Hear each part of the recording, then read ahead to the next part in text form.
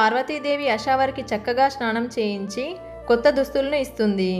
తర్వాత అశావరి నాకు ఆకలిగా ఉందని భోజనం పెట్టమని పార్వతీదేవిని అడుగుతుంది.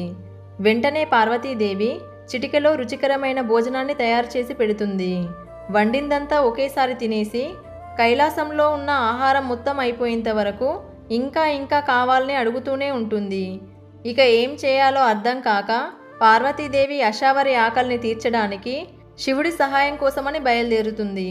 కానీ అశావరి దుర్మార్గంగా పార్వతీదేవిని బంధించి తన పగిలిన పాదాల్లో దాచుకుంటుంది.